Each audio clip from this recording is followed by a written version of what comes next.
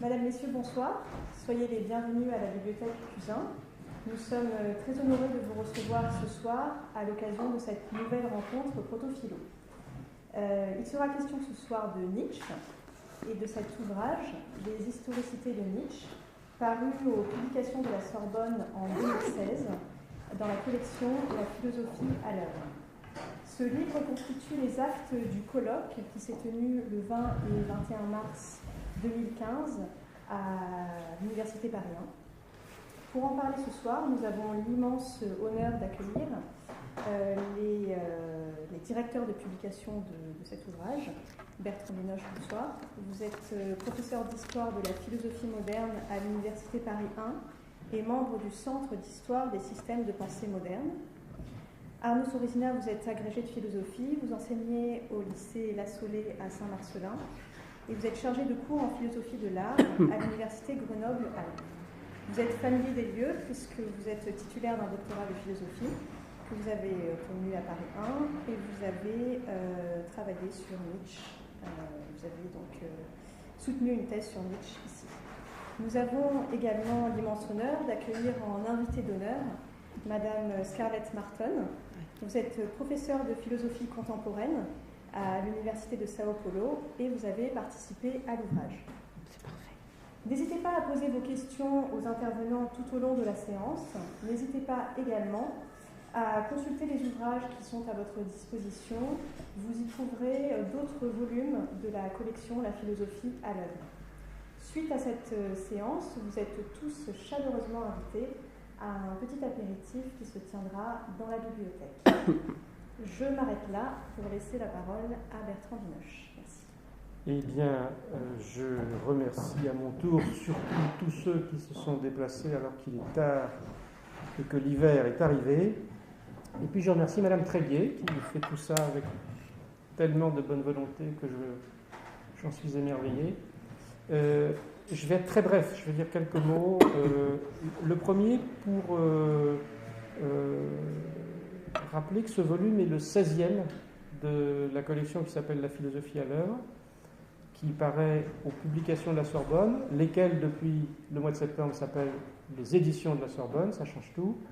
Et je tiens à faire savoir aux étudiants, qui souvent l'ignorent, qu'ils ont 50% de réduction sur tous les ouvrages qui paraissent aux éditions de la Sorbonne.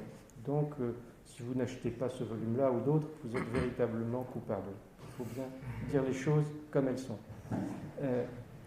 La deuxième remarque, plus spéculative, consistait à expliquer pourquoi, d'un côté moi et de l'autre côté Arnaud, on avait entrepris de faire ce colloque qui a donné lieu au volume dont on va vous parler maintenant, et qui s'intitule Les historicités de Nietzsche. Alors Arnaud vous en parlera de son point de vue, qui était celui de quelqu'un qui faisait une magnifique et volumineuse thèse sur Nietzsche et l'histoire. Je voudrais dire que, de mon côté, le fil qui m'a conduit là débordait largement Nietzsche, que ce qui m'intéressait et m'intéresse encore, c'était la question des historicités philosophiques. La question des historicités philosophiques, c'est la question des histoires que les philosophes racontent. Parce que les philosophes racontent plein d'histoires. Ils racontent des histoires, ils se racontent des histoires entre eux, ils se racontent peut-être des histoires à eux-mêmes, puisque l'expression se raconter des histoires en français a un sens péjoratif. En tout cas, les philosophes racontent beaucoup d'histoires pour raconter l'histoire, pourrait-on dire. Et c'est ce problème-là qui m'intéresse depuis longtemps, problème dont ce qu'on appelle traditionnellement philosophie de l'histoire n'est au fond qu'un sous-ensemble. C'est-à-dire ce qu'on appelle les philosophies de l'histoire, et quand on dit ça en France, on pense essentiellement aux philosophies allemandes de l'histoire, on pense aux grandes philosophies idéalistes. Lorsqu'on dit ça, en fait, on ne pense qu'à l'une des formes qu'a pu prendre les histoires que racontent les philosophes pour décrire l'histoire universelle. Troisièmement, Nietzsche.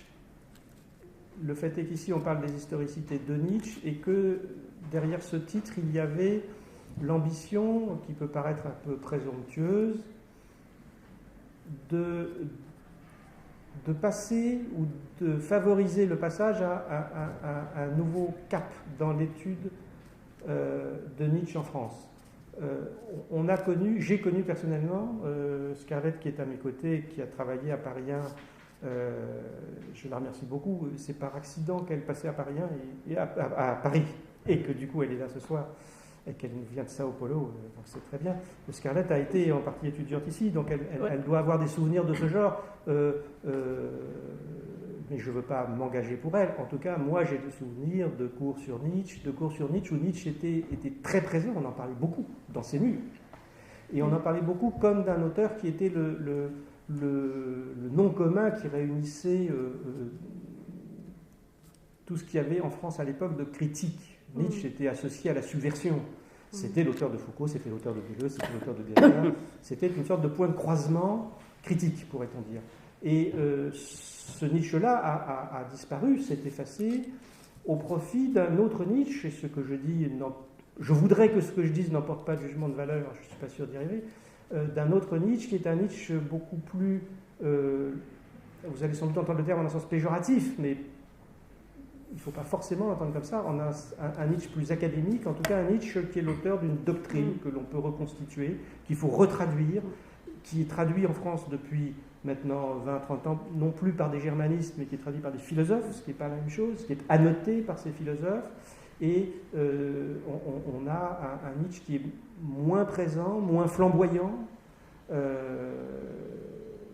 sans doute aussi beaucoup plus compréhensible, beaucoup plus clair, à beaucoup d'égards. On a eu envie, je dis on, et là encore Arnaud pourra se démarquer, de rentrer dans Nietzsche par un nouveau fil, qu'on a appelé les historicités.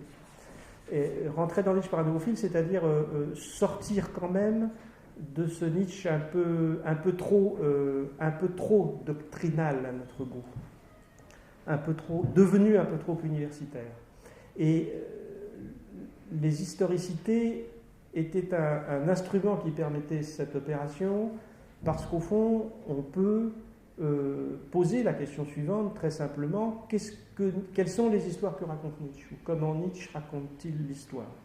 Et on s'aperçoit très facilement, en lisant vite, qu'on a affaire à des discours qui, en tout cas en apparence, et il ne faut pas trop vite dépasser l'apparence, ça c'est Nietzsche qui nous l'apprend, en apparence des discours qui sont quand même assez distincts. On a tout un discours qu'on a pris l'habitude d'assimiler à la généalogie, tout un discours sur l'histoire passée, en tant qu'elle conduit à notre présent. On a ce discours sur l'éternel retour, que connaît particulièrement bien Scarlett Martin, et qui est une autre façon de parler de l'histoire. Le rapport entre la généalogie et l'éternel retour ne va évidemment pas de soi.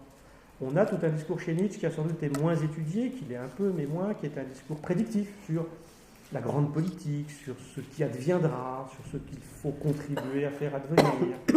Donc on a un discours sur le passé, on a un discours sur le présent en tant qu'il doit revenir indéfiniment, on a un discours sur le futur.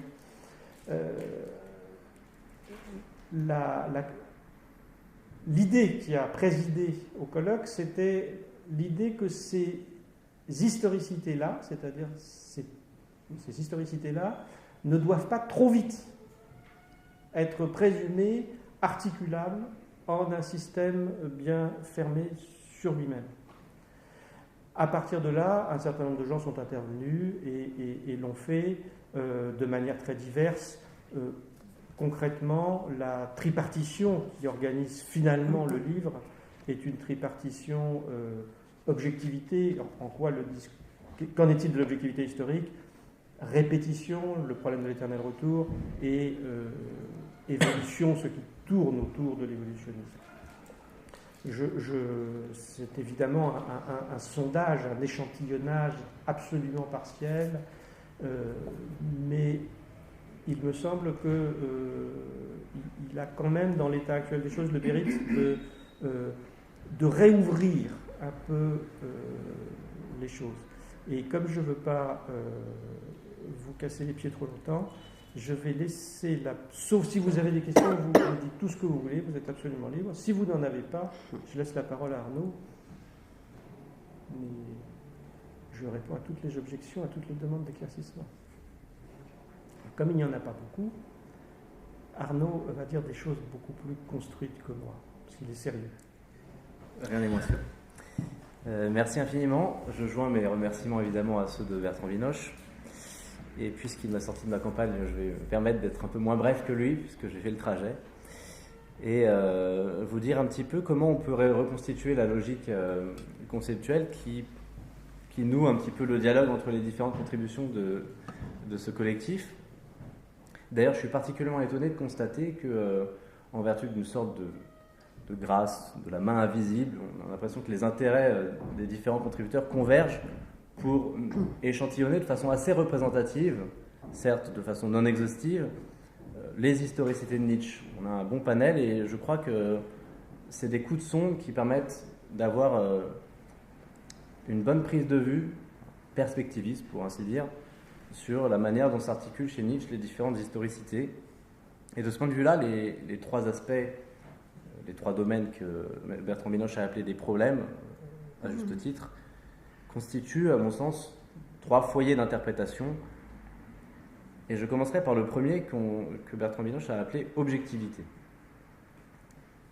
L'objectivité, apparemment, c'est quelque chose qui détonne et qui semble dirimer avec l'esprit du nietzschéisme. Mais vous vous doutez bien, pour ceux qui connaissent un peu Nietzsche, qu'il ne s'agit pas ici d'une objectivité au sens épistémologique ou cognitif, quoique Nietzsche utilise ce terme dans le paragraphe 24 de la troisième dissertation de la généalogie de la morale, où il est question de faire entrer le discours historien, sous la forme de la généalogie, dans un nouveau régime d'objectivité.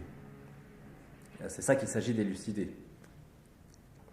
L'objectivité renvoie ici, de façon assez descriptive, aux objets du discours historique. Mais cet objet, il est nouveau dans le sens où il est redéfini par ce que Nietzsche appelle, dès le début du Humain trop humain, la philosophie historique. L'idée n'est donc pas d'être objectif, ou si elle est d'être objectif, elle l'est en un sens très particulier, à mon sens, puisqu'évidemment, il ne s'agit pas de répondre à l'exigence d'objectivité sous la forme d'une impersonnalité ou d'une perspective de surplomb. Et ceci étant dit, Nietzsche entend bien pourtant être plus objectif que la science historique, qui, elle, est prétendument objective, impersonnelle. Il est plus objectif, je crois, dans la manière de traiter son objet et dans la manière de le constituer. Je commencerai par la manière dont Nietzsche traite son objet. L'objectivité de Nietzsche, c'est d'abord l'objectivité de l'éthos de l'historien, du fait que l'historien exhibe le site à partir duquel il parle. Ça, c'est vraiment spécifique, me semble-t-il, à Nietzsche. Puisque si objectivité épistémique il y a chez Nietzsche, elle consiste à rappeler l'ancrage axiologique de toute forme de discours. Et de ce point de vue, Nietzsche est plus objectif que ceux qui se prétendent objectifs, puisqu'il a l'objectivité de reconnaître que l'objectivité, c'est un non-sens. Donc il la dénonce comme une forme de vie singulièrement hypocrite. On assiste donc à un nouveau style d'objectivité, un nouveau style d'objectivation. Il s'agit, en somme, de démystifier la prétention à l'objectivité de la science historique traditionnelle ou de la prétention des philosophies de l'histoire à épuiser le contenu de la réalité historique. Du coup, lorsque Nietzsche utilise le terme d'objectivité, on comprend qu'il s'agit d'une sorte de figure de style, d'une façon de parler. Une façon, c'est la traduction grecque du terme tropos, qui a donné trope. Vous savez que la vérité est une métaphore, d'après Nietzsche. De la même manière, l'objectivité est moins une métaphore qu'une figure de style qui confinerait à ce qu'on appelle en rhétorique la rétorsion. Ça consiste à utiliser la charge axiologique ou sémantique d'un concept pour la retourner contre elle-même. Il me semble qu'il s'agit pour Nietzsche de charger le terme d'objectivité d'une valeur sémantique, axiologique et performative nouvelle. Dans cette perspective, Nietzsche se réapproprie les concepts exactement comme la volonté de puissance, dans le paragraphe 12 de la deuxième dissertation de la généalogie de la morale, est caractérisée comme un travail de réappropriation perpétuelle, un travail de réinterprétation, d'assujettissement des anciennes interprétations. Donc, premier point, un nouveau style d'objectivité qui va de pair avec une éthique de la probité. L'objectivité de Nietzsche n'est pas une objectivité positive. Ce n'est pas l'objectivité dans l'établissement des faits, quoique, en réalité en discuter, puisque Nietzsche prétend réintégrer le gris de la science philologique dans la généalogie de la morale. En tout cas, ce qui semble primer sur le gris de la science philologique, c'est peut-être la vertu qui, en amont, donne à ce gris une consistance axiologique effective. Et cette vertu de l'historien, c'est ce qu'il appelle la Redlichkeit, la probité.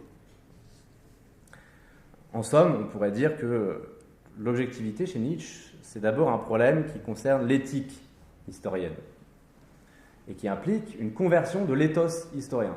C'est ce point qui, me semble-t-il, avait été laissé inaperçu des commentateurs, et je vous prie de me pardonner de renvoyer narcissiquement d'abord à l'article que j'ai consacré à ce problème dans le volume collectif, où j'essaie de rendre compte du fait que Nietzsche se rend attentif à l'idiosyncrasie philosophique, à la complexion physiologique, psychophysiologique, c'est ce qu'il le dit, de l'historien. Parce que nouvelle objectivité, ça peut n'avoir lieu que si on redéfinit en fait les conditions d'un ethos historien propre à constituer cette objectivité nouvelle. De ce point de vue-là, le questionnement sur les historicités permet de se substituer à la philosophie de l'histoire autant qu'à l'historicisme. Puisque l'enjeu, c'est bien une réévaluation des valeurs. Et cette réévaluation, elle ne se fait pas dans le champ de l'histoire, enfin, elle se fait aussi dans le champ de l'histoire, mais elle se fait d'abord au sein même de la physiologie de l'historien qui prétend nous parler de l'histoire. Les deux étant tout à fait indissociables. Cette conversion de l'éthos est en réalité une reconversion, puisqu'il s'agit de se détourner de l'objectivité telle que l'avait conçue la métaphysique réaliste, et on pourrait penser qu'il s'agit d'un mouvement inverse de la métastrophée platonicienne, en quelque sorte.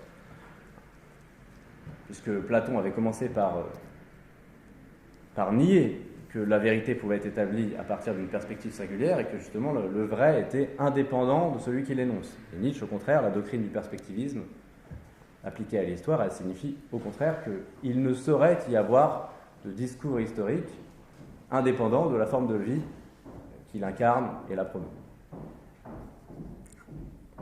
Ça implique donc de renoncer aux métaphysiques de l'histoire, voire de troquer l'analyse de l'histoire contre l'analyse d'un substrat beaucoup plus malléable, beaucoup plus vaste, à savoir l'évolution. Mais j'y viendrai en temps utile. L'intérêt dans ce passage de l'histoire à l'évolution, c'est de reconnaître que l'histoire est peut-être le dernier bastion de la métaphysique. Donc il faut faire un pas de côté vers l'évolution pour reconquérir l'histoire. C'est ce que fera la généalogie de la morale. On reconquiert l'histoire, la Weltgeschichte, mais grâce aux acquis de la Vorgeschichte, la préhistoire, telle que Darwin, tel que l'évolutionnisme du Xe siècle l'a établi. C'est d'autre part une objectivité nouvelle du point de vue de la constitution de l'objet historique, dans le sens où Nietzsche ne s'intéresse plus tant aux faits, aux phénomènes ou aux événements même, qu'aux valeurs. L'histoire nietzschéenne est une histoire des valeurs. Ce qui signifie que ce qui intéresse Nietzsche, c'est le foyer d'interprétation qui sécrète ces valeurs. Et là encore, il est remarquable que cette nouvelle objectivité axiologique est entièrement tributaire de la physiologie de l'historien. Néanmoins, une fois qu'on a dit ça, il faut bien prendre conscience du fait qu'il ne suffit pas de proclamer la conversion de l'éthos historien pour accomplir effectivement cette réévaluation des valeurs. Cette tâche, c'est l'œuvre d'une vie. Et c'est par un effort d'arrachement perpétuel que Nietzsche prétend échapper aux ombres de Dieu qui n'en finissent pas de s'étendre, pour ceux qui connaissent un peu Nietzsche. Nietzsche a passé sa vie à diagnostiquer les métastases de la physiologie chrétienne en lui-même. Et l'on comprend de ce point de vue-là pourquoi Philippe Büttgen, dans ce volume, s'attache à dresser une sorte de portrait du prêtre grâce à la généalogie des prêtres, qui rentre dans l'histoire par effraction. C'est la formule de Philippe Hütgen. Toute cette affaire, finalement, est une sorte de règlement de compte de Nietzsche avec son propre passé. Même si l'auto-analyse, ici, confine à une sorte de gigantomachie où se trouvent convoquées les théogonies les plus improbables, puisque Nietzsche charrie avec lui les millénaires de dressage préhistorique. Autant dire que Nietzsche ne s'est pas fait généalogiste en un jour, par une libre décision de sa volonté, mais sa démarche est congrue avec sa propre critique du libre arbitre, aucun volontarisme ici. Toutes les contributions de cette première section s'attachent à éclairer un aspect de cette objectivité nouvelle telle que je viens d'essayer de la caractériser. Anthony Jensen rappelle quant à lui que c'est au tournant de l'année 1887 que Nietzsche constitue véritablement la généalogie comme objectivité généalogique, mais c'est une objectivité fluctuante, puisque dans la généalogie de la morale, Nietzsche intègre d'une certaine manière son propre statut à l'histoire qu'il raconte, puisqu'il commence la généalogie en effectuant son autogénéalogie, comme s'il fallait commencer à faire l'histoire en commençant par exhiber l'historicité de l'historien qui va nous raconter cette histoire. C'est un geste très fort. Un geste très fort qui ne doit pas masquer néanmoins qu'on ne peut pas faire de datation très positive pour statuer sur le fait que Nietzsche est en possession de sa dernière méthode à un moment précis. Et c'est pour ça que Christophe Schuringer et Blaise Benoît, chacun à leur manière, ont restitué l'ensemble de cet itinéraire. Christophe Schuringer, il montre que la généalogie, c'est l'aboutissement et peut-être pas forcément la réalisation en acte, comme si c'était l'antéléchie, mais la réalisation, une des réalisations du programme qui avait été fixé par la philosophie historique. Ce qui est une manière de montrer tout de même que la généalogie, elle a des précédents. Et l'article de Blaise Benoît s'attache, lui, à montrer qu'on pourrait aussi examiner le sens des expressions philosophiques chez Nietzsche et voir que leur connotation axiologique est variable à travers le temps. Lorsqu'il étudie l'expression sens historique chez Nietzsche, Blaise Benoît remarque que la valeur attribuée à cette expression varie selon les dosages à travers l'itinéraire de Nietzsche. Très critique envers le sens historique dans la seconde ligne actuelle, Nietzsche, de plus en plus, tend à réhabiliter le sens historique. Mais c'est parce qu'il l'entend, évidemment, dans un sens nouveau.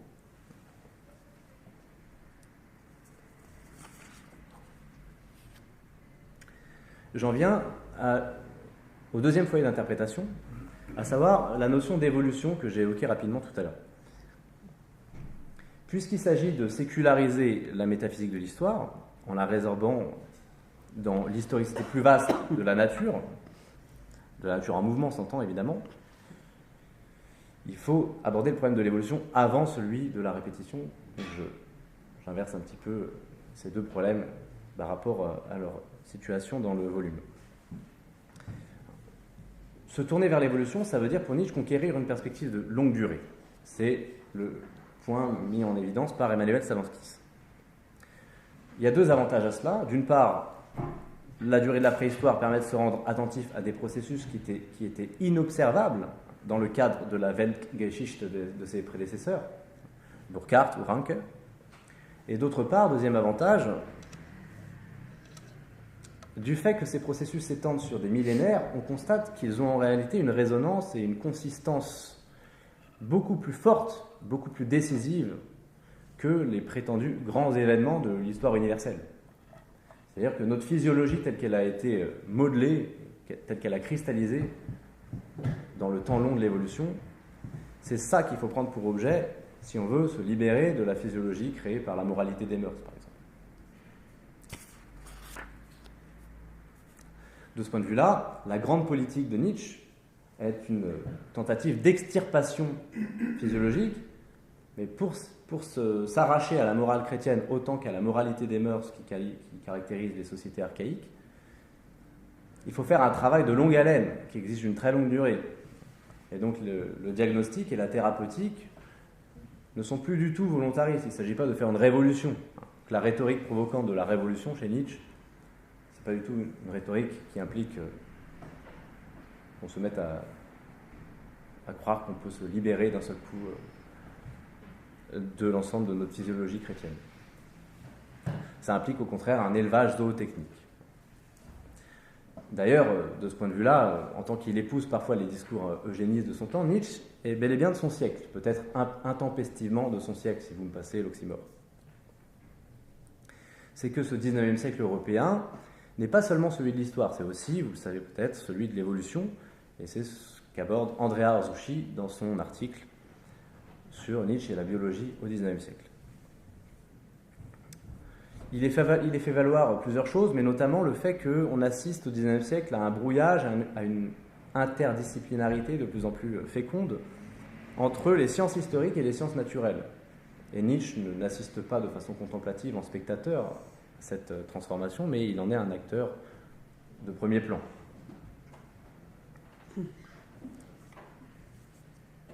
Vous savez peut-être également que Nietzsche est préoccupé par le problème de l'évolution depuis qu'il a réfléchi à un projet de thèse de doctorat alors qu'il avait une vingtaine d'années, et que ce projet de doctorat portait sur le concept d'organique depuis Kant. Ce qui veut bien dire que le concept d'organicité est quelque chose qui habite Nietzsche depuis qu'il a découvert la philosophie. Mais alors c'est intéressant parce qu'on dit qu'il l'a découverte avec Schopenhauer, mais en réalité ces vraies préoccupations relatives au problème de l'évolution, elles viennent non pas de Schopenhauer, comme l'a montré Christian Bonnet dans son article, mais un an après la lecture de Schopenhauer, de la lecture de l'histoire du matérialisme de Lange, où il y a un chapitre, Darwinisme et téléologie, que Nietzsche a souligné, lu et relu, et qu'il trouve profondément passionnant, puisque Lange, il défend des positions qui sont assez polémiques relativement à Darwin. Nietzsche y a pioché des définitions de ce que c'est que l'individualité intégrée du vivant, telles qu'on les trouve chez Virchow ou chez Goethe. Si on se reporte désormais, non pas dans les toutes premières années de constitution des problèmes philosophiques chez Nietzsche, mais à la toute fin de son itinéraire, comme le fait Barbara Stiegler, on voit que symétriquement, en fait, la généalogie de la morale porte à maturité des intuitions qu'il avait déjà portées par devers lui, parce que bon, il était quand même schopenhauerien, mais depuis très longtemps. Et c'est pour ça qu'en s'attachant par exemple au paragraphe 12 de la deuxième dissertation, on pourrait montrer quelle est la consécration de cette interrogation sur l'évolution dans un rapport profondément polémique avec le darwinisme, et le darwinisme en particulier d'Herbert Spencer. Alors c'est très important à deux points de vue, puisque le premier c'est tout simplement que Nietzsche dit lui-même qu'il s'agit ici d'aborder ce qu'il appelle le point de vue capital de la méthode historique. Et puis, un second point de vue, c'est le lieu où Nietzsche est le plus radical relativement à la caractérisation de la volonté de puissance comme activité. Où il dit, en fait, l'évolutionnisme philosophique de Spencer, tout comme l'évolutionnisme biologique de Darwin, ne se rend pas capable de penser la vie au participe présent, la vie vivante, la vie comme activité, puisqu'ils la réduisent tous deux à une réaction à des pressions extérieures. Du coup, l'adaptation est typiquement la manière dont réagit une vie réactive, c'est un peu pléonastique. Tant et si bien d'ailleurs que Nietzsche va jusqu'à dire il faut vraiment relever d'une mentalité populacière et avoir une idiosyncrasie démocratique pour croire que la vie consiste simplement à s'adapter ou à réagir. Puisque, en fait, ça c'est la vie faible. Et cette vie faible, en fait, c'est une vie qui confine à l'existence de la vie dans le monde inerte, enfin, de la matière inorganique. Si vraiment vous voulez la conservation, vous les darwiniens, revenez au néant, puisque le principe de conservation, c'est que dans le monde physique qu'il existe. La vie, par excellence, c'est ce qui croît, ce qui tend vers l'augmentation de la puissance. Et si donc c'est l'activité créatrice qui caractérise la vie, la question se pose de savoir comment une forme de vie active peut vouloir la répétition, si c'est bien de répétition qu'il s'agit dans l'éternel retour. Et je finirai très rapidement en indiquant 2-3 choses pour essayer de résoudre ce problème. Et je ne veux pas couper l'herbe sous le pied à Scarlett Martin qui va vous en parler peut-être dans un instant. La question de l'éternel retour, elle n'est jamais que l'extension, la radicalisation de l'entreprise de la philosophie historique. On était passé de l'histoire à l'évolution, qu'à cela ne tienne. On peut étirer encore le spectre et s'attacher à élaborer une philosophie du devenir qui décrirait le devenir dans sa réalité temporelle étendue à l'échelle des temps cosmiques. Depuis qu'il est petit, il faudrait le démontrer, mais le temps nous manque, Nietzsche est à la recherche d'une expérience de l'éternité au sein même du temps, et pas dans une forme d'extase mystique hors du temps. Raison pour laquelle il se détache progressivement de la métaphysique de l'histoire de Schopenhauer, tout comme d'ailleurs de la typologie, de la morphologie de l'histoire universelle de Burckhardt, puisque Burckhardt est tributaire lui aussi de Schopenhauer. Et avec l'expérience de pensée de l'éternel retour, qui est à la fois une hypothèse et un fait, Nietzsche va entrer en possession vraiment de cette épreuve pour la pensée qui permet de faire l'épreuve vraiment à même le temps de l'éternité. De quelle manière ? A priori, il y a une difficulté centrale, c'est celle que met en évidence en fait Paolo Durio, sans peut-être le vouloir d'ailleurs, puisqu'il tient à établir que l'éternel retour, c'est quelque chose d'objectif. Et c'est l'éternel retour de l'identique. Puisque Nietzsche établit la consistance ontologique de l'éternel retour à partir d'un raisonnement mécaniste, à partir de l'infinité du temps et de la finitude de la quantité de force, il paraît conséquent de soutenir que tous les états de force de la matière ou de l'énergie dans l'univers sont appelés à revenir à l'identique. Mais Scarlett Martin, dans son article, elle me dira si j'en fais une interprétation erronée, invite à revenir sur une interprétation trop positiviste de l'éternel retour qui serait uniquement axée sur l'éternel retour en tant que thèse cosmologique. Puisque l'éternel retour n'a de sens à être une thèse cosmologique qu'en tant qu'il permet une épreuve d'ordre éthique. Pour quelle raison ? Il me semble que c'est parce que l'éternel retour en tant que fait n'est pas la même chose que l'éternel retour en tant que pensée. La pensée de l'éternel retour, c'est bien la volonté de puissance qui prend conscience de sa propre historicité à l'échelle du cosmos. Mais ce faisant, elle n'est plus un fait, mais un effet qui perturbe l'ensemble de la linéarité du temps. Il faudra le démontrer en détail, mais celui qui fait l'épreuve de la pensée de l'éternel retour est touché dans sa substance éthique. L'éternité du retour, qui était celle établie par Paolo Durio en régime mécaniste, le cède ainsi progressivement lors de son incorporation par une volonté de puissance qui pense cet éternel retour, au retour de l'éternité. Ce que je veux dire par là, c'est que d'une perspective tragique, d'un retour éternellement identique des mêmes formes, on peut passer, en pensant l'éternel retour, à la perspective extatique d'une expérience incessamment réitérée de l'éternité, celle de la pensée, qui ne cesse de différer, en fait, au sens de Deleuze, dans la capacité à se réapproprier sans cesse sa propre histoire. Je vous remercie. Le public a presque le devoir d'intervenir, en tout cas le droit. Eric. Moi j'ai une question par rapport à ce que tu viens de dire il n'y a pas longtemps. Là. Il y a un point que je ne vois pas bien, mais c'est parce que je ne connais pas très bien. Tu as dit le temps étant infini et les quantités d'énergie et de force étant finies, il y a nécessairement de la répétition. Ouais. Tu peux m'expliquer ça parce que en thermodynamique, c'est pas du tout évident. Ah oui, bon. Effectivement, il y a beaucoup de scientifiques qui s'en sont pris à Nietzsche depuis Georg Simmel, ou même de son temps d'ailleurs, parce que en fait, les postulats dont parle Nietzsche sont des postulats philosophiques assez caricaturaux sur la mécanique de la répétition. Si tu veux, c'est un raisonnement stochastique qui consiste à dire on a un temps infini, on a une quantité de force finie qui forme des états, qui impliquent des formations, des formes dans le monde qui sont en quantité finie, dénombrables, et du coup, l'ordre de ces formes est appelé à revenir à l'identique dans l'éternité du temps. Si on en discute d'un point de vue thermodynamique, en critiquant les postulats ontologiques qui supposent ce raisonnement, ça ne tient pas debout, bien sûr, en physique contemporaine. Mais lui se réfère vraiment à la physique de son temps. Voilà, il s'en réfère à la physique de son temps. Je pensais à Empédocle ou éventuellement aux anciens Grecs, quoi, parce que finalement ça pourrait être une thèse qu'on soutiendrait même dans un contexte qui n'est pas celui de la science du 19e. Effectivement, alors il y a plusieurs antécédents.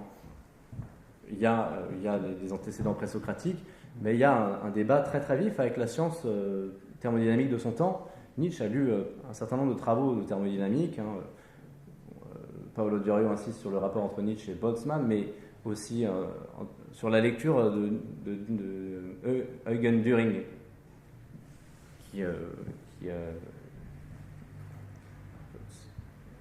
parce que Eugen Düring, c'est une source foisonnante de l'information sur ces questions-là.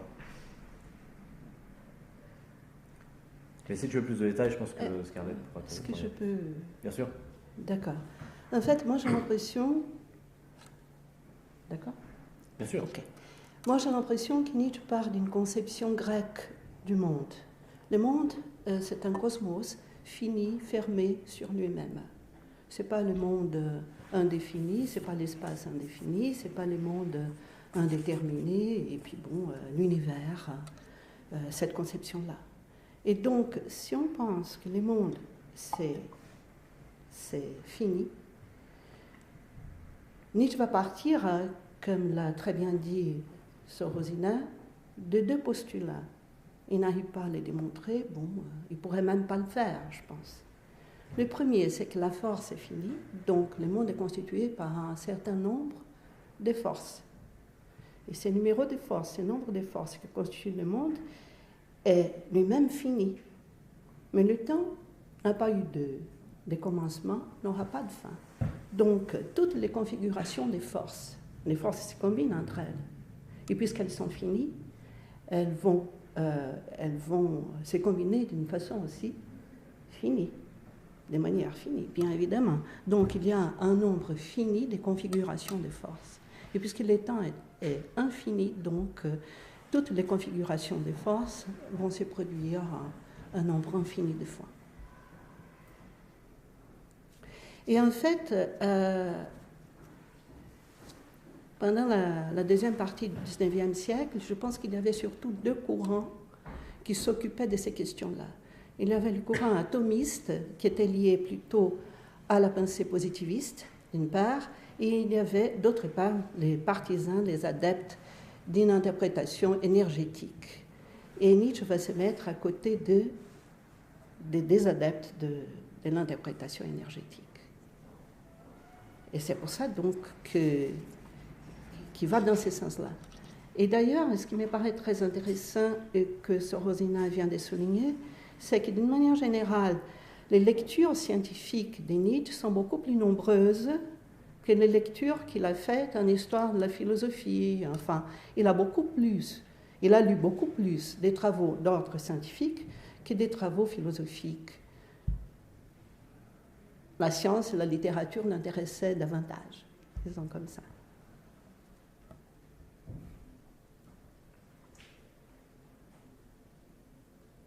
Du coup, s'il n'y a plus de questions là-dessus, peut-être que vous pouvez prendre le relais sur le... Moi, j'en avais fini avec l'exposé, mais... c'est pas encore tout à fait une question, parce que j'arrive pas trop à la formuler, mais en fait, pendant tout l'exposé, j'avais un peu Marx qui clignotait dans la tête, quoi. C'est quand même un peu la même époque, donc il y a certainement des liens, quoi. Mais par exemple, sur l'histoire de l'ancrage axiologique du discours scientifique, il n'y a pas longtemps, j'ai lu un bouquin de Kautsky qui s'appelle Les trois sources du marxisme, et où il montre en fait que c'est un peu par la découverte des antagonismes sociaux que en fait, on va pouvoir continuer à faire progresser la science, parce que si on reste du point de vue un peu de l'idéalisme bourgeois, alors on ne va pas pouvoir comprendre quels sont les ressorts de la société. Et donc, du coup, Kautsky appelle même à une science prolétarienne, quoi. Première chose pour l'ancrage axiologique du discours et une objectivité, mais du coup, n'est pas impersonnelle parce que la position dans la société a vraiment une importance, quoi. Un autre truc sur la reconquête de l'histoire par la préhistoire, ça c'est aussi clairement quelque chose que Marx a fait, quoi, parce que c'est vraiment grâce aux avancées scientifiques Plus Engels d'ailleurs, à mon avis. Oui, le bouquin, voilà, Marx et Engels ont travaillé ensemble, mais effectivement le bouquin d'Engels sur l'origine, la propriété, la famille, les familles et l'État. Et un dernier truc, je sais pas, quand Nietzsche a lu un bouquin qui s'appelle L'histoire du matérialisme, ça je savais pas, je connais pas quelle est la teneur de ce bouquin, quoi. Mais du coup, je sais pas, ma question serait un peu quel est le rapport, est-ce qu'il y a un rapport est-ce qu'il y a un matérialisme nietzschéen, quel est le rapport entre le matérialisme historique de Marx et Nietzsche, chose comme ça. Ça fait 3 questions assez costaudes. Alors, sur le rapport entre Nietzsche et Marx, donc, étonnamment, ou pas étonnamment, je ne sais pas, il est peu probable que Nietzsche ait lu Marx. Thomas Breuer a écrit des choses sur Nietzsche et Marx, parce que bon, le nom de Marx apparaît dans de nombreux livres de la bibliothèque de Nietzsche, mais il me semble, vu la teneur des textes de Nietzsche, qu'il ignore tout du marxisme. Puisque, en fait, socialisme et communisme, on a l'impression que c'est un peu des termes interchangeables sous sa plume. Néanmoins, ça n'empêche pas effectivement d'essayer de mener la comparaison jusqu'où on peut. Sur la science prolétarienne, alors je ne pourrais pas te répondre directement puisqu'il faudrait vraiment que je lise le texte que tu évoques. Cela dit, il me semble qu'on peut essayer de voir qu'il y a une divergence fondamentale dans la conception des processus historiques chez Marx et Nietzsche quand on regarde leur conception de la lutte. Puisque l'intensification de la lutte ou la dramatisation de la lutte chez Marx, elle a quand même pour viser l'abolition de la lutte. Puisqu'il y a un moment donné où en fait, on intensifie la lutte, puisqu'on dramatise en fait un processus historique qui doit mener au renversement des rapports de domination. Et c'est d'ailleurs le reproche que fait Nietzsche à tous les messianismes philosophiques, puisque c'est des philosophies de l'histoire qui reposent sur une eschatologie finalement. Donc de ce point de vue-là, voilà, peut-être que la césure, elle est à faire ici. Ton deuxième point, rappelle-moi, pardon, c'était... En fait, j'avais suivi le truc que tu avais fait sur j'ai dit première chose, ancrage axiologique du discours. Deuxième truc, ah oui, pardon, l'intégration de l'origine de la famille, etc. Ouais. Alors là, on voit bien que c'est les enfants de leur temps, Nietzsche, Marx et Engels, puisqu'ils se réfèrent en fait aux travaux préhistoriques de l'évolutionnisme anthropologique de l'époque, tels qu'ils avaient commencé à essaimer à partir de la fin des années 1860. Alors, pour Engels, c'est Lewis Morgan, et pour Nietzsche, c'est des types qui ont moins survécu, c'est John Lubbock et Edward Tyler. Bon, Tyler est un peu plus connu, c'est le pionnier de l'anthropologie. Mais les uns comme les autres, en fait, invitent justement à rappeler l'histoire à son substrat évolutif, effectivement. Parfois, d'ailleurs, en convoquant des concepts un petit peu frauduleux du point de vue philosophique, comme le concept de survivance, chez Taylor, qui est un concept qui sert à expliquer une pratique culturelle d'un point de vue évolutionniste, comme la survivance organique, exactement comme on pourrait, d'un point de vue darwinien, expliquer le coccyx comme une survivance d'une ancienne queue. Donc, il y a un rapport d'analogie qui est fait entre les processus historiques et les processus naturels, qui vient de ce discours un peu mixte et de cette fusion qu'avait évoqué André Arzucci dans son article entre les sciences historiques et les sciences de la nature. Ça se fait vraiment au tournant des années 1860. Et de ce point de vue-là, il est clair qu'il y a vraiment une convergence des intérêts de Nietzsche et Marx Engels là-dessus. Parce que d'ailleurs, Engels lit L'origine des espèces dès sa sortie. Il écrit tout de suite à Marx pour lui dire « c'est génial, il faut que tu le lises ». Et Marx lui dit effectivement, nous avons là, je crois que la formule dans la lettre à Engels de 1860, c'est nous avons là le fondement naturel de la théorie de la lutte des classes. Là, on va pas faire plus clair. Et le dernier point, le rapport de Nietzsche au matérialisme historique. Je saurais dire, cela dit, le rapport de Nietzsche au matérialisme, c'est un matérialisme méthodologique, dans le sens où il faut revenir au substrat matériel, c'est-à-dire à l'évolution, à la physiologie, mais Nietzsche, il n'est pas réductionniste, c'est pas un matérialiste rigide qui croit qu'il existe de la matière. Simplement, en fait, il en fait une interprétation axiologique, puisque la matière, c'est des processus d'interprétation, puisque finalement, c'est de la volonté de puissance. Donc, on a bien une antécédence de la matière sur toutes les idéalités qui viennent essaimer à partir de ce matériau. Mais ce matériau, ce n'est pas de la matière au sens où ce serait positif et factuel. Il n'y a pas de fait. Mais il y a un foyer d'interprétation originaire qu'il appelle la volonté de puissance et qui reste quelque chose de relativement hypothétique, mais qui n'a de valeur que celle qu'on peut vérifier grâce à sa fécondité heuristique. Juste un mot pour revenir sur votre première question. Ce qui est effectivement frappant sur le rapport de Nietzsche à Marx, et j'avais posé la question à Marc Delaunay qui m'avait dit lui aussi que selon toute vraisemblance, Nietzsche n'a jamais lu une ligne de Marx.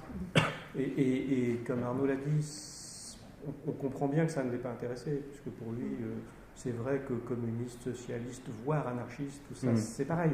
Ce sont des formes de nihilisme politique. Mais ce qui est très étonnant et qui, je pense, devrait inciter à s'aventurer plus loin dans la réponse à votre question, c'est que d'un côté, il n'y a pas d'auteur politiquement plus opposé que Nietzsche et Marx. Ce sont vraiment... Nietzsche ne peut qu'éprouver une aversion viscérale, immédiate, pour tout ce que politiquement représente Marx. Et ça a été vrai de 1870, la Commune, jusqu'à la fin. Sur ce plan-là, il me semble que tous les gens qui veulent absolument faire de Nietzsche un démocrate, etc., c'est pas possible. Hein. Mais, en même temps qu'il y a cet éloignement, il y a probablement, non pas une identité, mais une analogie à mettre en place. Et il me semble que là, les deux concepts fondamentaux qu'il faudrait faire jouer, ce sont ceux d'idéologie et de valeur. Idéologie et valeur parce que on a là des constructions qui sont certainement distinctes, mais qui mériteraient, alors je ne sais pas si ça a été fait, qui mériteraient d'être soigneusement comparées. Et cette ambivalence, à la fois le fait que ce soit deux auteurs très éloignés et très proches à certains égards, on le voit très bien quand on parle de sciences prolétariennes. Parce que qu'est-ce que dit Nietzsche quand il critique l'adaptation darwinienne ? Il dit précisément que c'est une science plébéienne. C'est la mentalité plébéienne, ce sont les valeurs du peuple, de la populace, qui pénètrent la science et qui font qu'on pense la vie en termes passifs d'adaptation. Mais cette pénétration, et c'est un thème sur lequel Nietzsche revient à de nombreuses reprises, la façon dont les valeurs, mais les valeurs elles sont aristocratiques ou elles sont plébéiennes, dont les valeurs pénètrent le discours scientifique. Et là, il y a ce que la science prolétarienne, pour lui, c'est la science plébéienne. Hein, c'est à la fois totalement différent, puisque c'est critique. Pour lui, une science prolétarienne, c'est abominable, c'est une science plébéienne. C'est la mentalité de la populace qui s'est emparée du discours scientifique. Et d'un autre côté, on pourrait dire que les deux discours sont très proches, puisque dans les deux cas, il y a cette idée que quelque chose qui n'est pas de l'ordre de la science, de l'idéologie, des valeurs, s'infiltre dans le discours scientifique et se l'approprie et le déforme, etc. Donc je pense que la comparaison mériterait d'être faite au-delà de ce qui avait pu être dit de manière un peu incantatoire peut-être dans les années 60 quand on avait le fameux triptyque Nietzsche, Marx et Foucault, qu'on parlait d'interprétation. Il y a vraiment une comparaison à faire, en gardant toujours présent à l'esprit l'éloignement maximal des deux auteurs sur le plan politique. En plus, ça pose un problème. Et qui explique, je termine juste là-dessus, et qui explique le fait que les marxistes s'intéressent en général très peu à Nietzsche et que les Nietzschéens ne lisent pas Marx. Il y a très peu de communication entre les deux. Parce qu'il y a une telle aversion épidermique sur le plan politique que chacun des deux camps se dit bon, c'est pas la peine de lire l'autre. Mais c'est une erreur. En ce qui concerne leur projet philosophique, je dirais, bon, ça il faudrait creuser là-dedans, bien sûr. Mais en ce qui concerne le projet philosophique de Nietzsche et celui de Marx, bon, ce sont deux philosophes qui pensent tout de même à l'avenir, d'une certaine manière. C'est-à-dire, Nietzsche propose la transvaluation de toutes les valeurs et Marx, de son côté, a vu une autre société. Et par contre, je pense que les points de départ sont complètement différents aussi. C'est-à-dire, tandis que Nietzsche revient en arrière, par exemple, il revient au courant des pensées néo-hellénistes, je pense à Goethe, Schiller, etc. Donc, il part du passé, pour ainsi dire, pour penser l'avenir. Marx, il part du présent, précisément, pour penser l'avenir. Grosso modo, enfin, en toute vitesse. Hein. Et puis les points d'appui sont complètement différents, puisque Nietzsche, c'est un philologue imbibé de philosophie grecque. Marx, enfin, je sais bien qu'il s'intéressait à l'Épicure pour commencer, mais enfin, la philosophie grecque n'était certainement pas sa préoccupation principale. Et le souci, ce qui est quand même très important pour Marx, c'est l'économie. Bon, Nietzsche, quand il parle d'économie, c'est un discours très, très médiatisé, hein. Très loin. Aucune idée, oui. Scarlett, est-ce que tu voulais ajouter d'autres choses à ce que nous avions dit les uns et les autres? Non, je ne pense pas. Bon, alors, la parole revient au public. Monsieur Brossard, la parole est à vous. J'ai une question qui revient un peu sur la question de la thermodynamique. Vous avez parlé, à un moment, vous avez utilisé l'expression de l'idée que la vie comme volonté de puissance venait interrompre en quelque sorte la linéarité morte dans la physique, etc. Comment est-ce qu'on peut concilier cette thèse avec ce qui semble affirmé notamment par l'article de Paolo Durio que vous avez cité, qui semble affirmer presque le contraire? Il écrit, je crois, que qu'il y a des espèces d'idéaux de cosmos au sein du chaos de la matière physique. Alors que si je me bien ce bouclier de la volonté de puissance, ça serait l'inverse. La force vitale de la volonté de puissance serait un chaos destructeur, un ordre mort de l'ordre matériel. Ou autrement dit, comment est-ce qu'on concilie le point de vue empathique du plateau de la distance avec l'objectivité ou le fait de l'éternel retour comme focale large, on va dire, qui donne une assise ontologique à la conception nietzschéenne de l'histoire. Alors je vais essayer de te répondre rapidement et peut-être me défausser ensuite sur Madame Marton qui saura peut-être te répondre sur ce point, c'est-à-dire la conciliation entre impératif éthique et thèse cosmologique. Mais je vais te dire la manière dont moi je l'ai envisagé dans ma thèse de doctorat, puisque j'entretiens une relation un peu polémique avec l'interprétation de Paolo Durio, où là-dessus on est en désaccord. C'est-à-dire que Paolo Durio, en se fondant sur le manuscrit M3.1 de 1881, fait une interprétation vraiment objectiviste du discours de Nietzsche. Il pense que Nietzsche a voulu établir sur un plan physique la réalité effective du retour à l'identique des mêmes forces. C'est très complexe, mais il me semble qu'en fait, il y a deux régimes de fonctionnement de l'éternel retour. Il y en a un qui est l'éternel retour comme approfondissement du nihilisme. C'est-à-dire que, en poussant jusqu'au bout la logique mécaniste, on pourrait dire, à partir de ces principes, puisque à tout prendre, vous voulez considérer le monde comme un ensemble de forces inertes, qu'à cela ne tienne, regardez ce qu'il en coûte, l'éternel retour de l'identique. Et lorsque le démon vient souffler à votre oreille que tout va revenir à l'identique et que vous pouvez avoir deux attitudes, ou bien vous tordre de douleur, ou bien vous réjouir, la première, et c'est l'attitude normale, c'est celle de Zarathustra d'abord quand il arrache la tête du serpent, c'est la souffrance. C'est tragique de savoir que tout va revenir à l'identique. Mais ça, c'est parce qu'en fait, on approfondit une sémiotique qui est une sémiotique inerte. Je crois, et je suis convaincu, mais bon, ça n'engage que moi finalement, que ce genre de discours, c'est un jeu de langage que joue Nietzsche pour jouer le langage de la science, en disant, si on joue le jeu de langage de la science avec un monde parfaitement inerte jusqu'au bout, voilà la conséquence, l'éternel retour de l'identique. Alors que dans le paragraphe 36 de Par-delà bien et mal, Nietzsche dit, mais pourquoi ne pas étendre de façon beaucoup plus économique d'ailleurs la volonté de puissance jusqu'au monde inorganique? Ce qui veut bien dire que ça entre en contradiction avec sa thèse selon laquelle il n'y aurait que des forces inertes, ou des énergies, mais en fait une énergie, c'est pas vraiment de la volonté de puissance. Et quand il fait ça, Nietzsche, il suppose au contraire que l'éternel retour, ça ne peut être que l'éternel retour de l'activité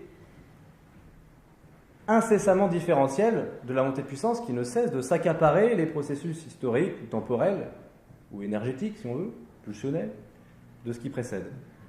Et là, on n'est plus dans l'approfondissement du nihilisme, qui était la première voie, on est dans le surmontement, l'autodépassement du nihilisme. Et c'est en ce sens qu'on arrive dans une conception pathologique de la réalité temporelle, ou pathique, pathétique. On pourrait dire que je m'étais risqué, mais je crois que j'ai enlevé le terme finalement, à dire que la volonté de puissance, c'est la manière dont s'auto-affecte, au sens de Michel Henry, la pulsionalité du monde, les pulsations du monde, à chaque moment de sa progression vers une intensification de puissance. Et c'est cette auto-affection qui fait que, en fait, la volonté de puissance, elle fait sans cesse retour sur elle-même. C'est ça le retour éternel, mais c'est un retour de l'éternité, mais c'est plus l'éternité du retour à l'identique. Je ne sais pas si je suis très clair, mais c'est extrêmement complexe, et je ne suis pas sûr que chez Nietzsche, il y ait une vraie solution qui se dessine. On en est... moi, je prendrai une autre voie, moi, en fait. On va donner la parole à Scarlett. Moi, je veux dire juste très, très en un mot que toutes ces histoires me paraissent beaucoup plus simples si on se dit ce qui me paraît de l'ordre de l'évidence, que la signification de l'éternel retour, c'est avant tout une signification anti-chrétienne. Qu'est-ce qu'il y a de pire pour un chrétien? C'est-à-dire pour quelqu'un qui est persuadé que la vie est une vallée de larmes et qu'il y a un autre monde, qu'il y a une autre vie. Qu'est-ce qu'il y a de pire pour un chrétien? C'est de lui dire que cette vie, il va la revivre indéfiniment. Et c'est pour ça que le fameux paragraphe du Gai Savoir se présente sous la forme d'une épreuve qui doit démarquer ceux pour qui cette perspective est un cauchemar absolu. Pour le chrétien, c'est un cauchemar absolu. Mais il ne faut pas oublier que les scientifiques que prend parti Nietzsche, c'est les chrétiens séculiers. Et en revanche, être capable de vouloir que le présent revienne indéfiniment, alors là, c'est véritablement ne plus être chrétien du tout.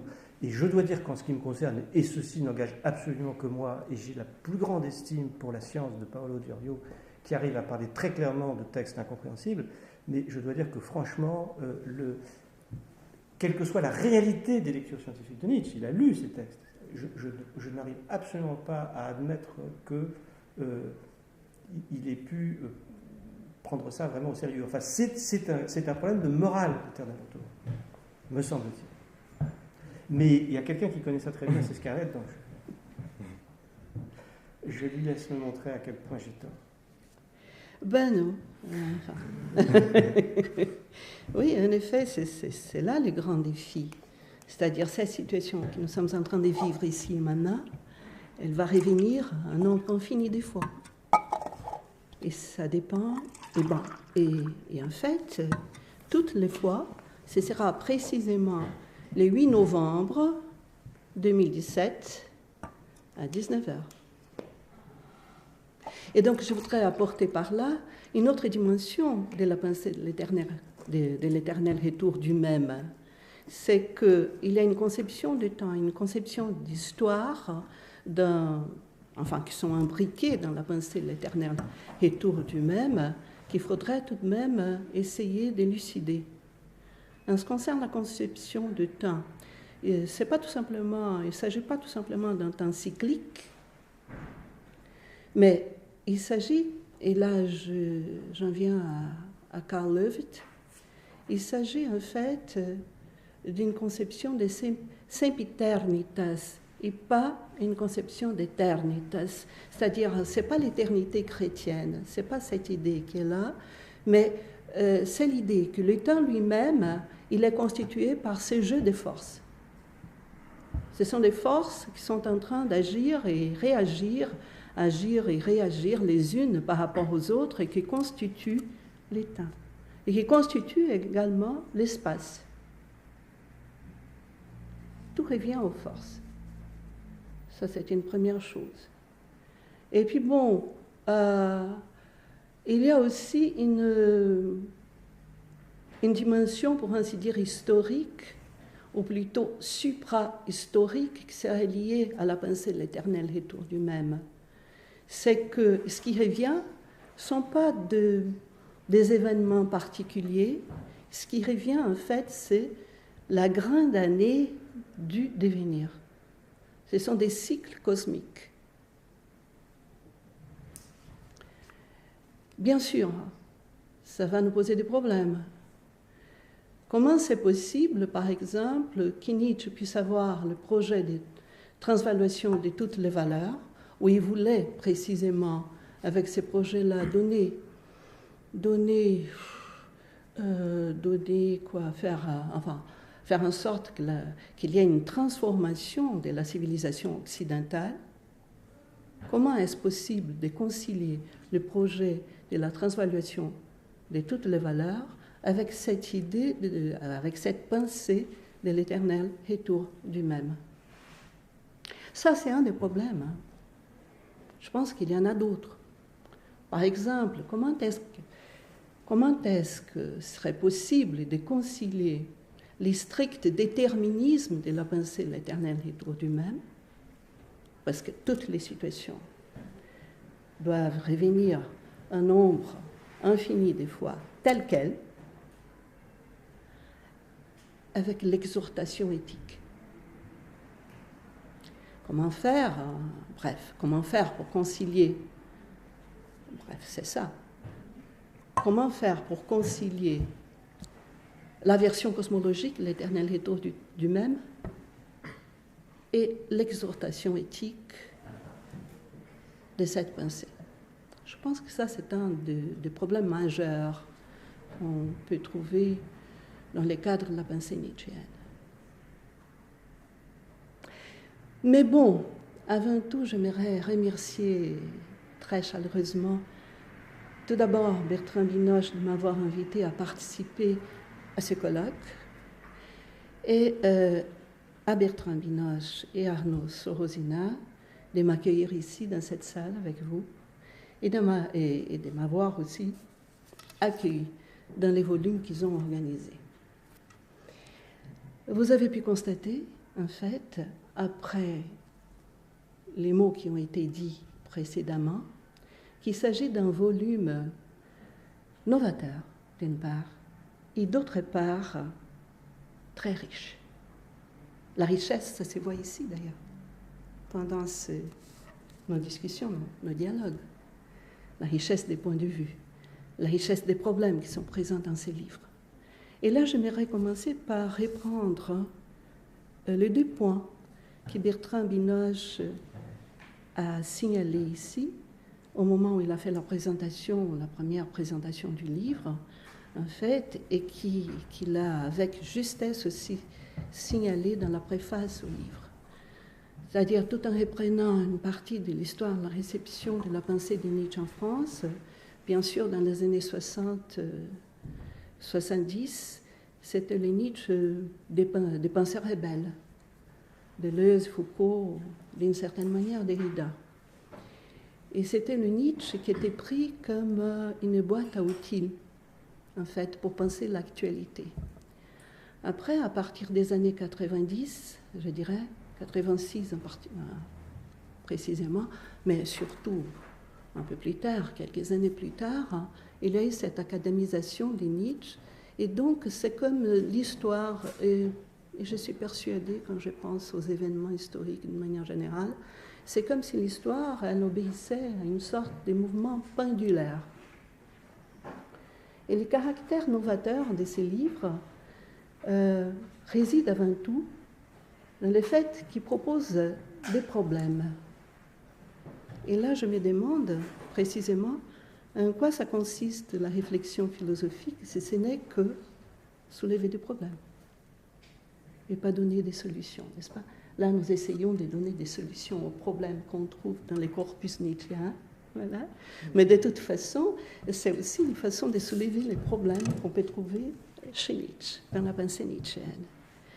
Et ça, voilà, ça nous permet en fait de nous lancer et d'effacer des nouveaux défis, des nouvelles interprétations de la pensée nietzschéenne, de découvrir chez Nietzsche d'autres cheminements possibles, d'autres démarches possibles. Et c'est pour ça que je tiens à remercier une fois de plus d'avoir été associé à ces projets et d'être là-dedans. Mais tu sais que c'est nous qui te sommes reconnaissants parce que, là aujourd'hui, Arnaud est arrivé de Grenoble. C'est un peu loin, mais tu arrives de Sao Paulo. Sao Paulo, c'est quand même... C'est un peu plus loin, j'ai l'impression. C'est beaucoup plus loin. Pas tant que ça. Et c'est pas la première fois, en fait. J'avais déjà fait ces chemins-là, par exemple, pour participer au... Et ça fait la 2e fois que tu nous retrouves et nous t'en sommes vraiment reconnaissants. Merci. Question à l'aimable public. Alors, j'aimerais parler, enfin, si ça, Bien sûr. si ça vous dit, de l'éternel retour du même. Ah bah oui. Mais je ne sais pas, Tout le monde peut-être aimerait qu'on est savoir en à quoi train, s'en tenir. on est en train, ben voilà, je ne sais pas, bon, je vais essayer d'aller un peu vite. Hein. En fait, la pensée, c'est bien ça, parce que je ne sais pas combien de temps je pourrais avoir, en fait, je ne sais pas. Madame Tréguier, vous souhaitez que nous nous arrêtions quand? Vous pouvez parler encore une demi-heure, si vous avez... Ah bon, bon, non, je vais pas vous imposer cette corvée, en fait, une demi-heure. Bon, je vais essayer d'aller plus vite, beaucoup plus vite. Pour revenir, par exemple, au concept de volonté de puissance, je commence par là. J'ai l'impression que Nietzsche, il introduit dans son œuvre le concept de volonté de puissance, dans l'œuvre publiée, en fait, dans la première partie d'Ainsi parlait Zarathustra, le discours intitulé « Des mille et un but ». Je pense que c'est là. Après, il va reprendre cette idée dans la deuxième partie d'Ainsi parlait Zarathustra, et d'une façon beaucoup plus claire dans le discours de la domination de soi, sur soi. Je pense que c'est ça la traduction des Gandiac. Bon, en tout cas. Et là, bon, après, entre 83 et 85 précisément, Nietzsche, il est en train d'essayer de trouver une solution à un des problèmes qui était posé par la science de son époque. Comment ça se fait le passage de la matière inorganique, de la matière donc à la vie?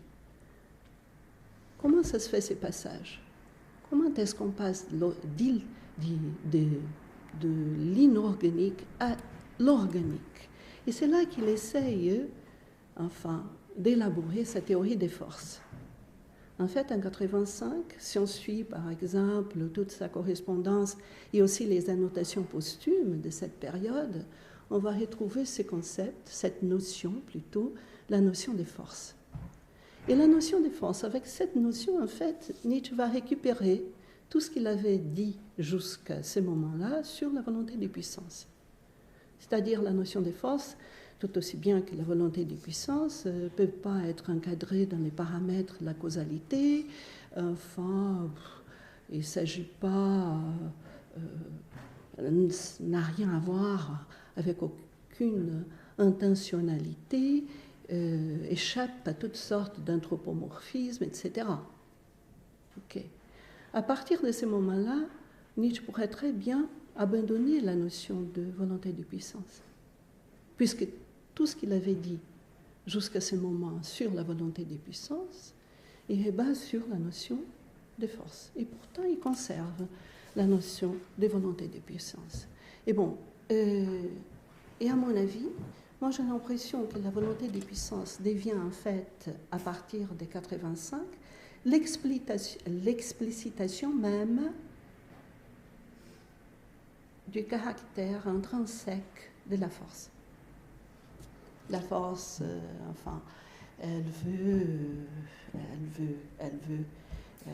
aller jusqu'à sa limite, toujours dans le cadre d'un jeu de forces, et des forces qui agissent et qui réagissent les unes par rapport aux autres.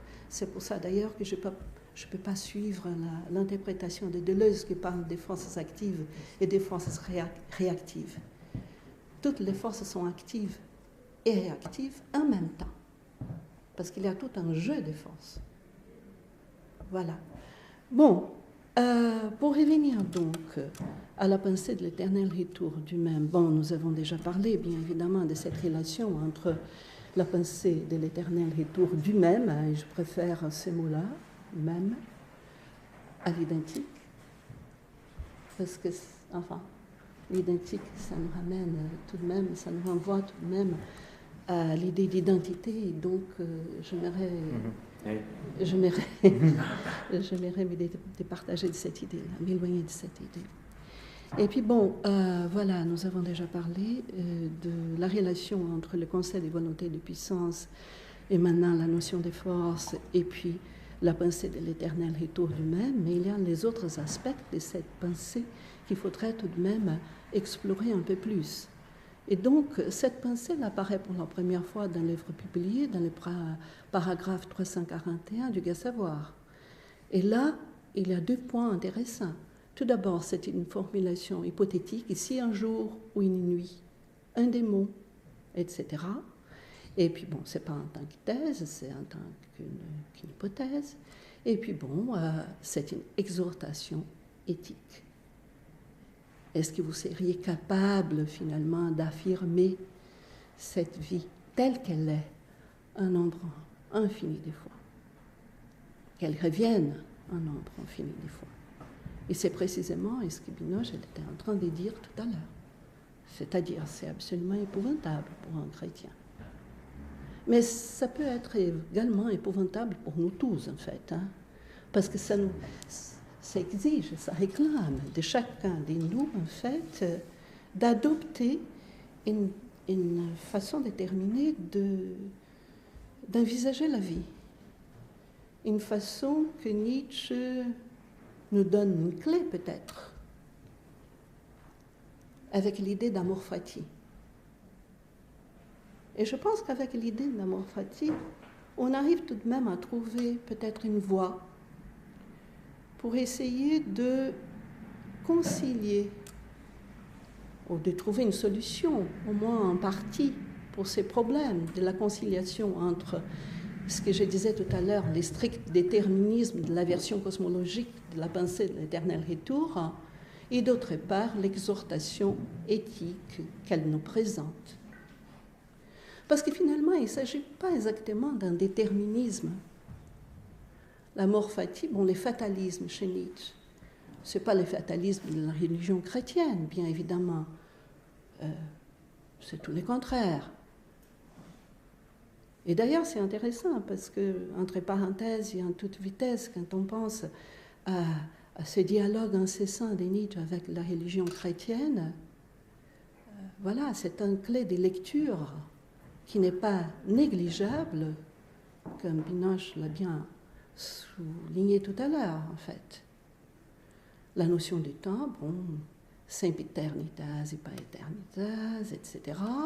Et puis bon, là également, parce que c'est pas le fatalisme, c'est une sorte, j'aime pas beaucoup ce mot-là, mais je vais l'employer pour aller vraiment vite, c'est une sorte de holisme, dans le sens où Nietzsche va essayer de dépasser complètement la dichotomie entre liberté et déterminisme. D'ailleurs, moi je pense, peut-être que je me trompe complètement, mais ça fait déjà un certain temps, enfin un moment, que j'ai entrepris cette voie-là.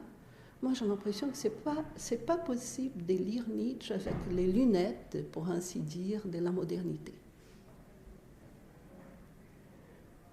Nietzsche est vraiment très loin de la philosophie moderne. Son entreprise philosophique consiste précisément à reprendre, d'une certaine manière, la philosophie présocratique. Donc cette séparation qui a été inaugurée par Socrate, et puis bon, etc., et que cette séparation qui a trouvé son moment majeur, pour ainsi dire, avec la modernité, la séparation entre l'homme et le monde, ne se retrouve pas chez Nietzsche. Parce que l'homme, il est vu comme faisant partie du monde et appartenant aussi au monde. Donc, n'importe quel geste que je puisse faire, ça va d'une certaine manière apporter une transformation d'un tout, dans la totalité. Il se peut que par cette voie-là, on puisse trouver une solution pour cette question, pour ces problèmes de la relation entre la version cosmologique et l'exhortation éthique, la pensée de l'éternel retour du même. De toute façon, je voudrais tout simplement insister sur ce dernier point. Moi, je pense que la pensée de l'éternel retour du même n'est pas quelque chose qui se trouve à part dans la pensée nietzschienne en tant qu'un tout. Enfin, en fait, cette pensée, elle fait partie de son projet philosophique. Effectivement. Et ces projets philosophiques qui, d'une certaine manière, en fait, consistent à dépasser la modernité et à entreprendre le retour à la philosophie présocratique. Bon, moi, j'aimerais m'arrêter là. Ah, mais tu es une femme libre. Tu t'arrêtes quand tu veux. Non, je pense que là, puisqu'il s'agit de l'éternel retour du même, je pense que je vais m'arrêter là, précisément parce que cette situation va revenir un nombre infini de fois. Donc, voilà.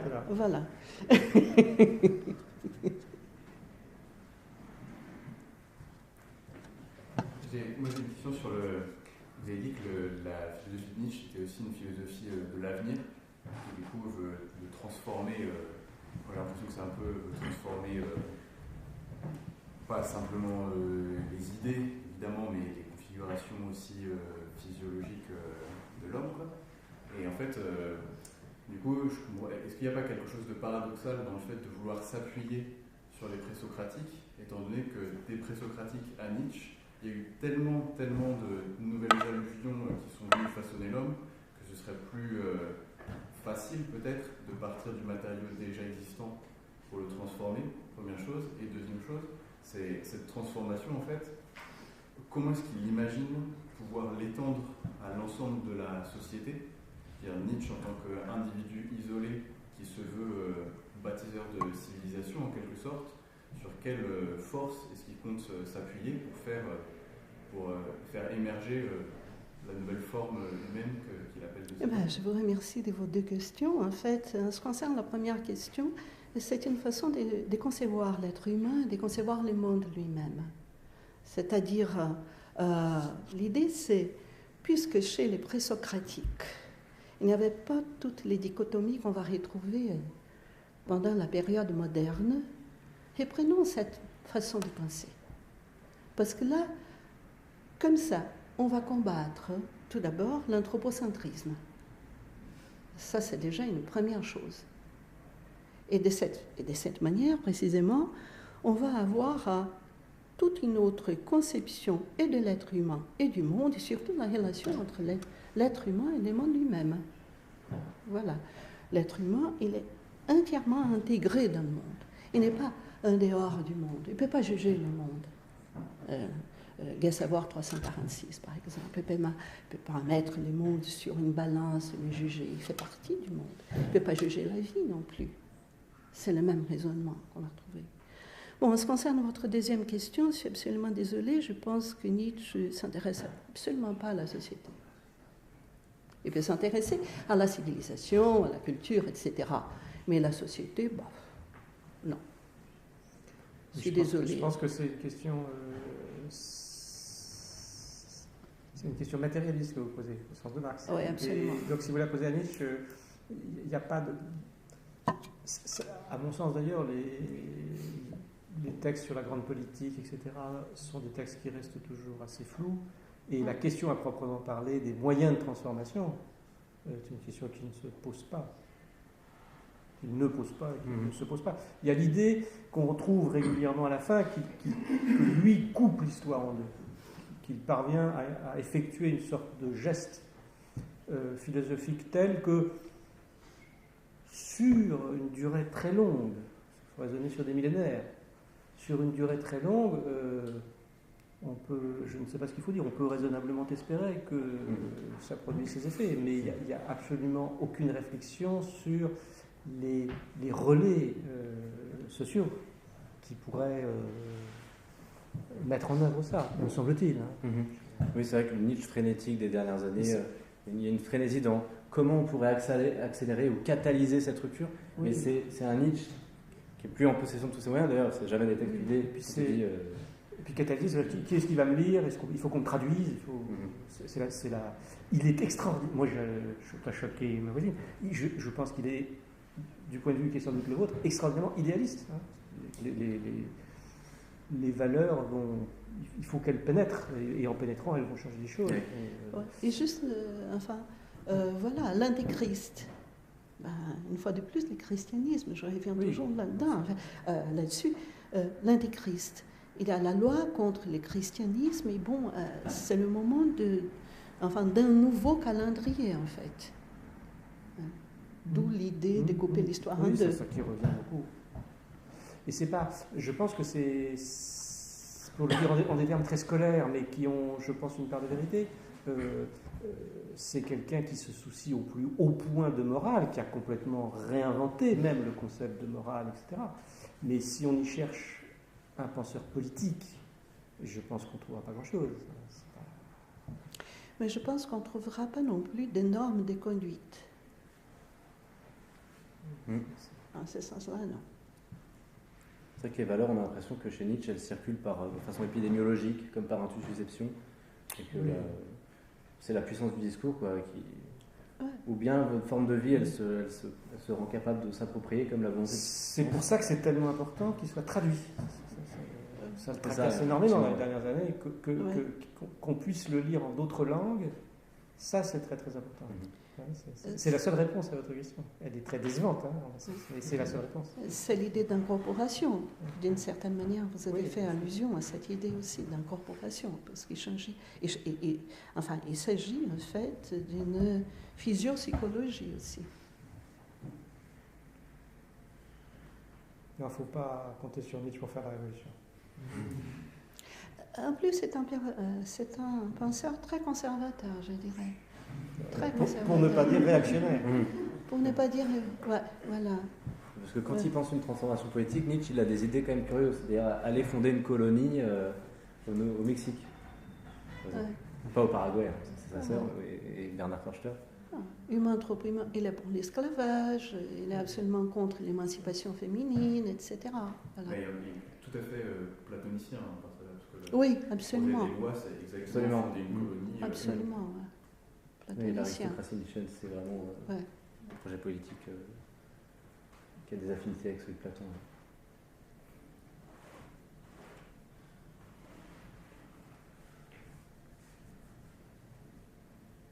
Bon, on va peut-être manger des cacahuètes alors.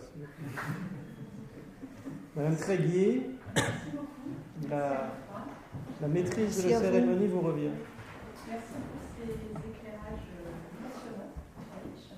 Je vous propose de continuer cette discussion autour d'un petit verre.